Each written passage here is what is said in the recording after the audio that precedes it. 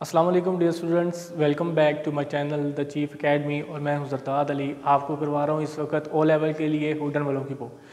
आज हमारे पास exercise number 1.1 है। उसको डिस्कस करने से पहले हम क्या करते हैं, रेसिप्रोकल्स को डिस्कस कर लेते हैं। रेसिप्रोकल क्या होगा? The reciprocal of a number is, हमारे पास कोई भी number 1 over the number, so the reciprocal of 3। अब जिस तरह हमारे पास कोई नंबर है 3 आ गया, उसका रेसिप्रोकल क्या होगा? 1/3 होगा। और 1/3 का रेसिप्रोकल क्या होगा? 3। एज इट इज़ अगर हमारे पास 2/3 दिया हुआ है तो उसका रेसिप्रोकल होगा 3/2, और 3/2 का क्या होगा? 2/3।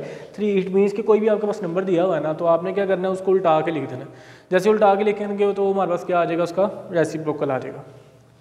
Exercise number 1.1, in the 1.1 question number 1, state which of these numbers are integers natural numbers. दो चीज़ें बतानी है, integers and natural numbers. Last time हमने जो डिस्कस किया था, इंटीजर्स जो उनसे है वो हमारे पास कौन से नंबर्स होते हैं जिसके अंदर हमारे पास 0, 1, 2, so on, -1, -2 and so on, यानी कि पॉजिटिव भी और नेगेटिव भी।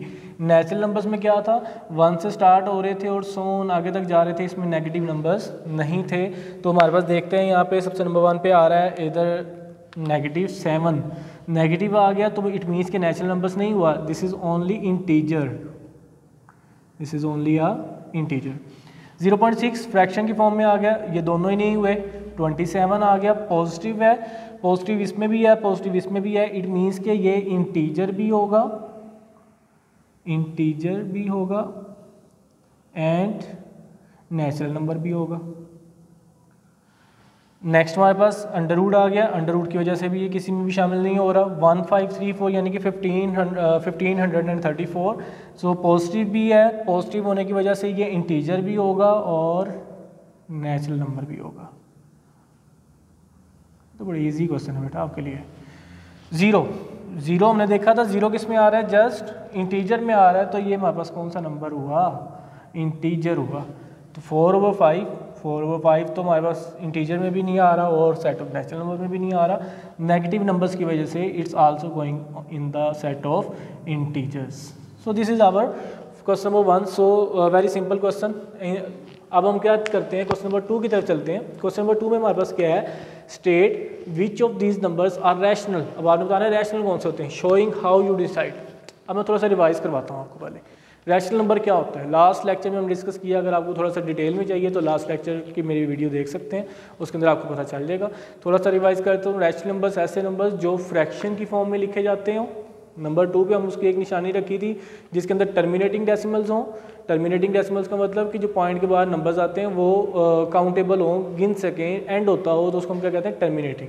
और यही हमारे पास आगे चलते हैं, देखते हैं हमारे पास कि सबसे नंबर 1 पे 17/20 जो फ्रैक्शन की फॉर्म में आ गया, वो तो बात पक्की होगी कि वो कौन है? रैशनल नंबर है। अब फ्रैक्शन की फॉर्म में वजह बता देते हैं, this is because it is rational number, it is rational number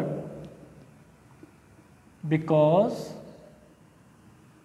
of fraction.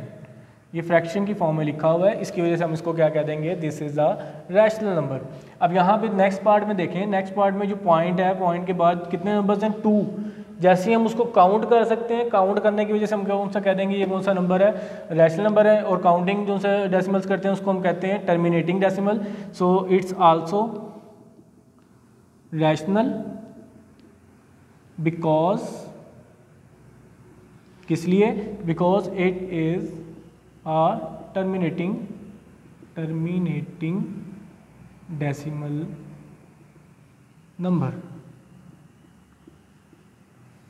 You can see that कि यहाँ पे हमारे पास क्या है? √2 जो से है वो कंप्लीट स्क्वायर नहीं, तो यहाँ पे √2 और नीचे 25 है, उसका 5। तो अभी एक नोट पढ़ लेते हैं। नोट हमारे पास क्या है? एन इररेशनल नंबर, कोई भी इररेशनल नंबर दिया गया multiplied by non zero rational number is still irrational. 1/5 तो हमारे पास रैशनल है और ये मल्टीप्लाई किससे हो रहा है? √2 के साथ, तो it is not rational number because √2 is irrational. Because क्योंकि जो अंडर रूट के अंदर है अगर वो कंप्लीट स्क्वायर नहीं है, अगर कंप्लीट स्क्वायर नहीं है तो वो इरेशनल है, अगर कंप्लीट स्क्वायर है तो फिर हमारे पास क्या होगा, वो रैशनल होगा। Here you can see that pi is also a irrational number और मल्टीप्लाई हो रहा है 5 के साथ। तो मल्टीप्लाई मैंने भी बताया कि नोट हमने किया है कि मल्टीप्लाई कोई भी नंबर हो रहा हो लेकिन वो भी किस में कन्वर्ट हो जाएगा, इरेशनल में। So it is a irrational number. Now अब हम नेक्स्ट पार्ट देखते हैं। इसमें देखिए पॉइंट के बाद नंबर्स कितने हैं, 1 2 3 4 5 काउंटेबल है तो वो टर्मिनेटिंग हुए तो हमारे पास क्या होगा, it's a rational number. Same आपने स्टेटमेंट यहाँ पे ये वाली लिख लेनी है। दिस नंबर देखें तो नेगेटिव से हमें कोई फ़र्क नहीं पड़ता, क्योंकि जब भी हमने रैशनल नंबर्स की डेफिनेशन पढ़ी थी लास्ट, उसके अंदर हमने बात की थी कि उसके अंदर सेट ऑफ इंटीजर सब शामिल होंगे। तो सेट ऑफ इंटीजर में क्या होता है, पॉजिटिव भी और नेगेटिव दोनों नंबर्स होते हैं। तो हमारे पास यहाँ पर नेगेटिव आया, उससे फ़र्क नहीं पड़ता। पॉइंट के बाद नंबर्स क्या हो रहे हैं, काउंटेबल हैं, तो ये वाली स्टेटमेंट को हम इधर भी लिख देंगे और ये हमारे पास दोबारा से क्या हो जाएगा, रैशनल नंबर। अब 27, this is not a perfect square. अगर परफेक्ट स्क्वायर नहीं है तो मैंने बताया वो क्या होगा, इररेशनल। क्या होगा, इररेशनल। तो यहाँ पे हमारे पास क्या आया, it is irrational number. 225 square root, 225 का जो स्क्वायर रूट है वो आता है 15।